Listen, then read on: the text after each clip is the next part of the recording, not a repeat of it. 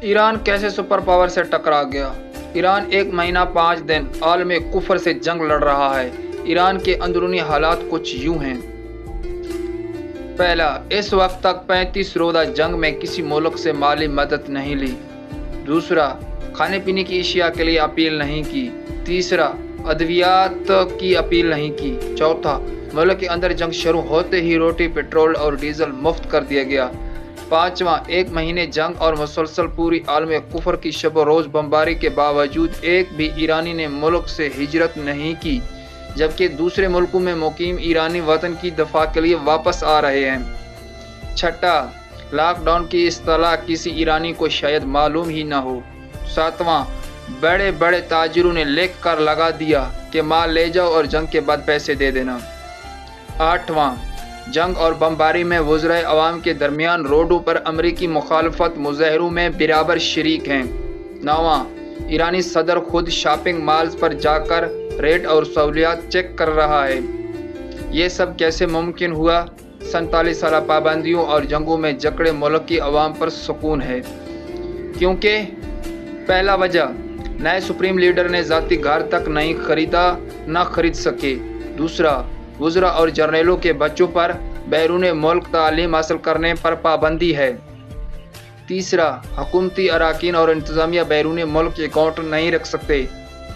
چوتھا، کسی بھی وزیر یا جرنیل کا ملک سے باہر کوئی دوسرا گھر نہیں۔ پانچواں، سپریم لیڈر معتاد انداز کے مطابق روزانہ 18 گھنٹے کام کرتا ہے۔ چھٹا، ایجوکیشن کے نام پر کوئی بے غیرتی اڈے نہیں۔ ساتواں، امریکن یا یورپین سکول کالجز نہیں۔ آٹھواں، تعلیم مفت ہے، جس کی وجہ سے ہر دوسرا جوان انجینئر، پی ایچ ڈی اور کم از کم ایم اے پاس ملے گا۔ نواں، رات کی تاریکی میں شب و خون مار کا ریٹ نہیں بڑھائے جاتے، جبکہ حکومت پہلے پارلیمنٹ میں بل پیش کرتی ہے، پھر سپریم لیڈر نے فیصلہ کرنا ہوتا ہے۔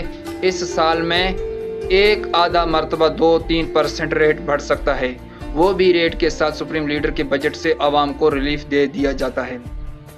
10واں، گھر میں روٹی پکانا منع ہے، جسے خواتین پڑھ لکھ سکتی ہے یا اجتماعی پروگراموں میں آسانی سے شرکت کر سکتی ہے۔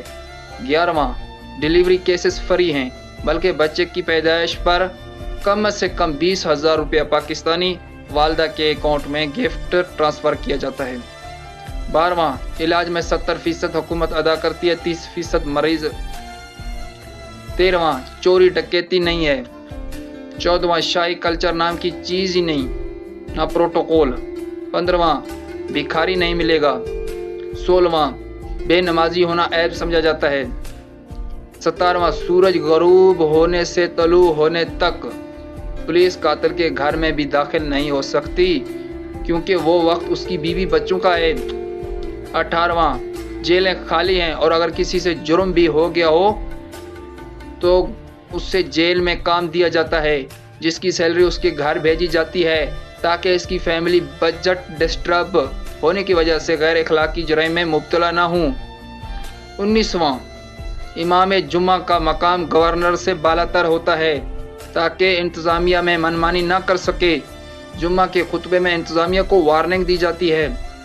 20واں، وزراء اور صوبائی و ضلعی انتظامیہ کے افسران نماز جمعہ کی پہلی صف میں سب سے پہلے موجود ہوتے ہیں۔ 20واں بلکہ 21واں نمبر، چھوٹے بڑے خاندان کا تصور نہیں، سادات اور غیر سادات میں پوری قوم تقسیم ہوتی ہے۔ 22واں، معلم سر کا تاج ہوتا ہے، اسے تھانے یا کچہری میں نہیں بلوایا جا سکتا، کیونکہ معلم اور استاد ایسا کام ہی نہیں کرتا۔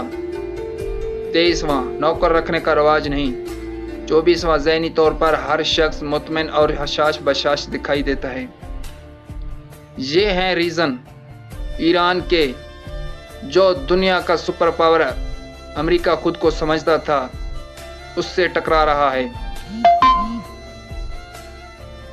باقی دعا ہے کہ اللہ تعالیٰ ایران کو فتح یاب نصیب فرمائے۔